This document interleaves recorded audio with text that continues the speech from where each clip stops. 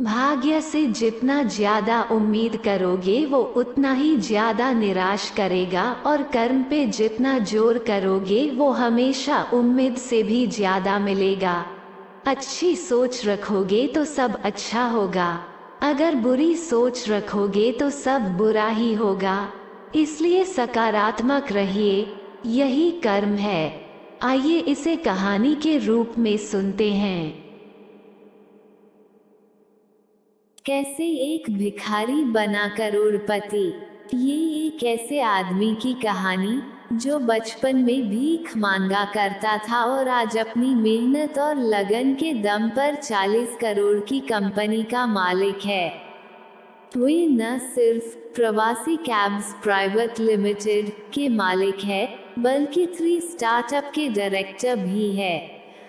किस तरह उनकी जिंदगी का सफर रहा, कैसे उसने परिस्थितियों से लड़कर सफलता के शिखर को छुआ, जानने के लिए आइए हमारे साथ। रेणुका आराध्य का जन्म बेंगलुरु के समीप एनेकाल तालुक के गोपासंद्र गांव में हुआ। उनके पिता राज्य सरकार द्वारा आवंटित एक छोटे से स्थानीय मंदिर में पुजारी थे, किंतु इससे उन्हें कोई पेशेदार वित्तीय सहायता प्राप्त नहीं होती थी।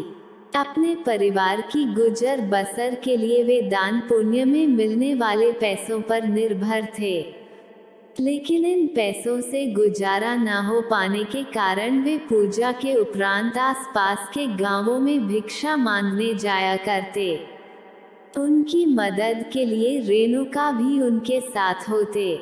भिक्षा में लोग उन्हें चावल, ज्वार, रागी आदि अनाज दिया करते, जिसमें से घर की आवश्यकता अनुसार कुछ अनाज छोड़ शेष को बाजार में विक्रय कर प्राप्त पैसों से वे अपना घर चलाते थे। उनके परिवार का निर्वाह बड़ी मुश्किल से होता था। धीरे धीरे परिवार की आर्थिक स्थिति और खराब होने लगी। इसलिए जब रेणुका 6वीं कक्षा में पहुंचे तो उनके पिता ने उन्हें एक बुजुर्ग चर्मरोगी व्यक्ति के घर उसकी सेवा शुश्रूषा के काम में लगा दिया। रेणुका उस बुजुर्ग को नहलाते धुलाते, उसके शरीर पर मलहम लगाया करते और उसकी प्रत्येक आवश्यकताओं का ध्यान रखा करते थे। पुजारी परिवार से ताल्लुक रखने के कारण उस घर में पूजा पाठ की जिम्मेदारी भी उन पर डाल दी गई। सुबह 10 से 11 बजे तक अपना काम समाप्त कर वे स्कूल भी जाते और स्कूल से वापस आकर फिर काम में जुट जाते थे। इस दिनचर्या के साथ उन्होंने वहां 1 वर्ष तक कार्य किया। 1 वर्ष उपरांत उनके पिता ने उन्हें चिक्रपेट के एक आश्रम में डाल दिया। आश्रम में उन्हें बस 2 वक्त का भोजन मिलता था, एक सुबह 8 बजे और दूसरा रात को 8 बजे। दिन में लंबे समय तक भूखे रहने के कारण उनका दिमाग किसी तरह भोजन का जुगाड़ करने की सोच में डूबा रहता था और वे पढ़ाई पर ध्यान नहीं दे पाते थे। आश्रम में वेद और संस्कृत का अध्ययन अनिवार्य था। अपने सीनियर्स को नामकरण, विवाह और अन्य कार्यक्रमों में पूजा पाठ हेतु जाता देख रेणुका वेद और संस्कृत ध्यान से पढ़ने लगे, ताकि उनके साथ पूजा पाठ में जा सके और वहां जाकर भरपेट भोजन कर सके। लेकिन इसके लिए उन्हें अपने सीनियर्स की बहुत मनुहार करनी पड़ी और उनके कपड़े धोने का प्रस्ताव रखने के बाद वे रेणुका को अपने साथ ले जाने के लिए राजी हुए। इस तरह उनकी भोजन की समस्या का निराकरण हो गया, लेकिन अधिकांश समय सीनियर्स का काम करते रहने के कारण वे ठीक से पढ़ नहीं पाए। परिणाम स्वरूप 10वीं कक्षा में वे फेल हो गए। इस बीच उनके पिता का भी स्वर्गवास हो गया। ऐसी परिस्थिति में माँ और भाई बहनों की जिम्मेदारी उनके कंधों पर आ गई। अतः पढ़ाई छोड़ वे घर वापस आ गए और काम की तलाश करने लगे। सबसे पहले उन्हें एक मैकेनिकल लेथ फैक्ट्री में हेल्पर का काम मिला। एक वर्ष वहां काम करने के उपरांत वे एक प्लास्टिक बनाने वाली एक कंपनी में काम करने लगे, फिर एक आइस मेकिंग कंपनी में। उसके बाद उन्हें कैमरा कंपनी एडिलेब में स्वीपर का काम मिला। दिमाग तेज होने की वजह से उन्होंने वहां रहते हुए प्रिंटिंग का काम भी सीख लिया। वहां वे 3 वर्ष तक कार्य करते रहे, लेकिन वहां के कुछ कर्मचारी उन्हें अपने साथ संदिग्ध गतिविधियों में घसीटना चाहते थे, इसलिए उन्होंने वह नौकरी छोड़ दी। उसके बाद उन्होंने श्याम सुंदर ट्रेडिंग कंपनी में काम करना प्रारंभ कर दिया। वह suitcase, vanity bag, air bag आदि बेचने वाली कंपनी थी। रेणुका ने उस कंपनी में भी हेल्पर की हैसियत से शुरुआत की, लेकिन अपनी मेहनत और लगन के बलबूते सेल्समैन की पोजीशन तक पहुंच गए। लेकिन वे संतुष्ट नहीं थे। वे स्वयं का बिजनेस शुरू करना चाहते थे। अतः कुछ पूंजी लगाकर उन्होंने सूटकेस और वैनिटी बैग के कवर बनाने का व्यवसाय प्रारंभ किया। वे सुबह सुबह अपनी साइकिल पर निकल पड़ते और घर घर जाकर सूटकेस और वैनिटी बैग के कवर सीते। लेकिन उनका ये प्रयास सफल नहीं हो पाया और उनका पूरा पैसा डूब गया। अब वे फिर खाली हाथ हो चुके थे। ऐसे में उनके बड़े भाई ने उन्हें एक जगह 600 रुपये के वेतन पर सिक्योरिटी गार्ड के काम पर लगा दिया। इस कार्य को करते हुए ही 20 वर्ष की आयु में रेणुका ने विवाह कर लिया। उनका मानना था कि शादी उन्हें और जिम्मेदार बना देगी। सिक्योरिटी गार्ड के रूप में मिलने वाला वेतन घर चलाने के लिए पर्याप्त नहीं था, इसलिए रेणुका की पत्नी भी एक गारमेंट फैक्ट्री में काम करने लगी। साथ ही अतिरिक्त आमदनी के लिए रेणुका स्वयं नारियल के पेड़ पर चढ़कर नारियल तोड़ने और उसकी देखभाल करने का काम करने लगे।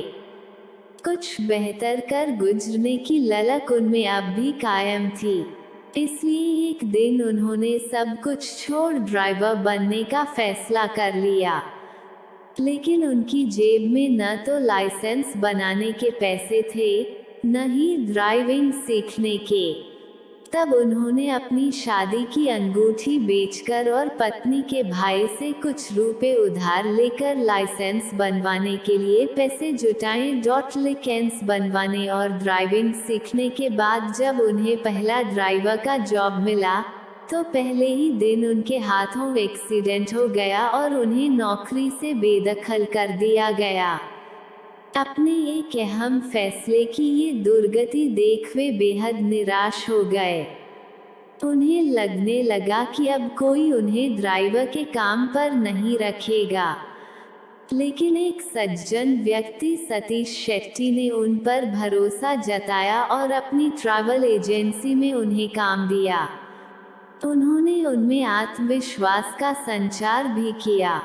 रेणुका पूरी मेहनत से वहां काम करने लगे। वे ठान चुके थे कि वे एक अच्छे ड्राइवर बनकर रहेंगे। वे अपनी ड्राइविंग पर मेहनत करते, अपने हर कस्टमर का पूरा ध्यान रखते और उन्हें अच्छी से अच्छी सर्विस देने की कोशिश किया करते। धीरे धीरे कस्टमर्स का उन पर भरोसा बढ़ता गया। उसके बाद उन्होंने अपनी जिंदगी में कभी पलटकर नहीं देखा। कुछ वर्षों के बाद उन्हें नेहरू ट्रेवल्स में काम करने का अवसर प्राप्त हुआ, जो डेड बॉडी के ट्रांसपोर्टेशन के लिए मशहूर था।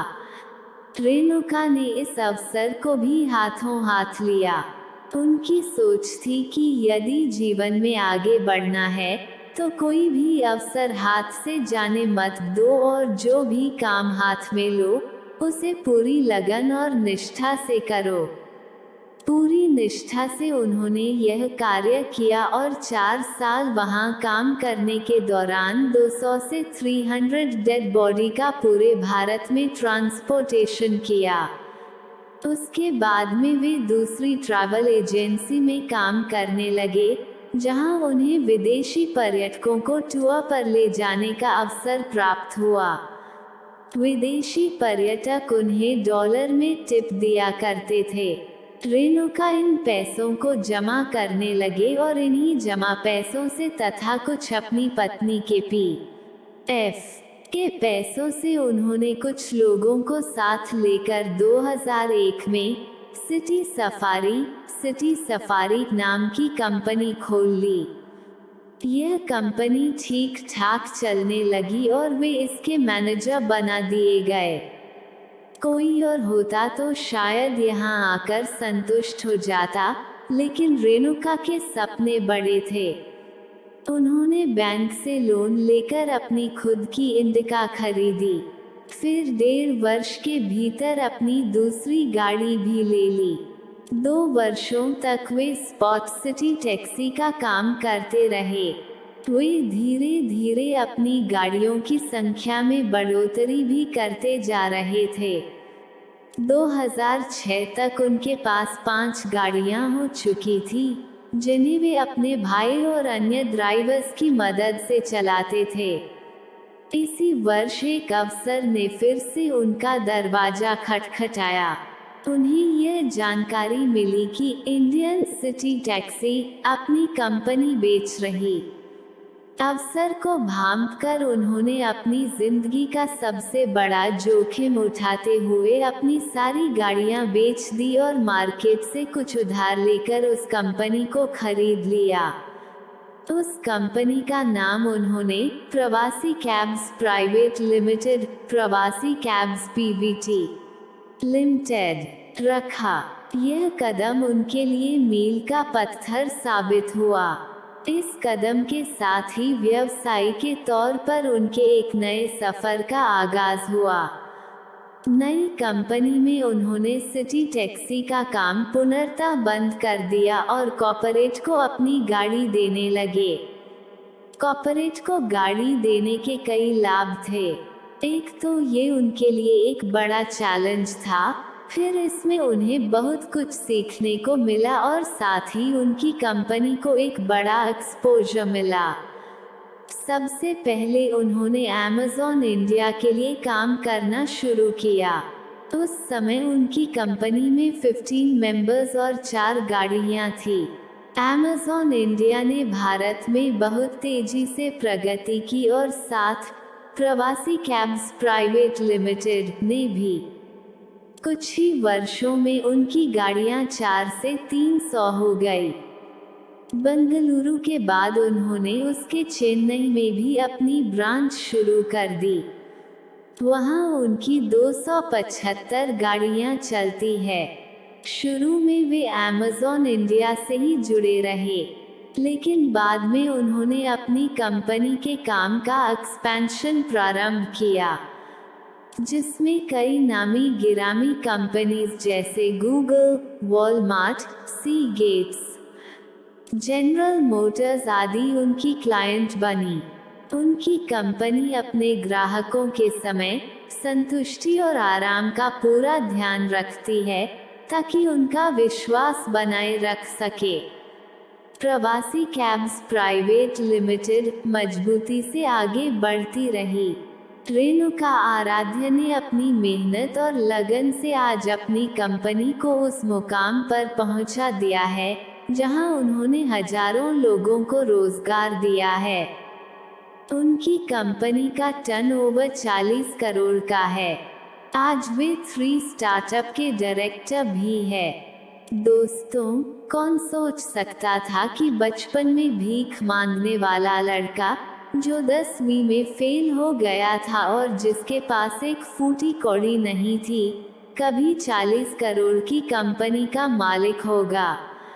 लेकिन रेणुका आराध्य ने ये साबित कर दिखाया कि परिस्थितियां चाहे कितनी ही विकट क्यों न हो, यदि आप में कुछ गुजरने की ख्वाहिश है तो इस दुनिया में कुछ भी हासिल किया जा सकता है, बशर्ते आप उसे पाने के सपने देखें, सही योजना बनाएं और उसे हासिल करने के लिए कड़ी मेहनत करें। ये सफलता की कहानी आपको कैसी लगी? अगर पसंद आई हो तो लाइक, कमेंट, शेयर और सब्सक्राइब जरूर करें। धन्यवाद।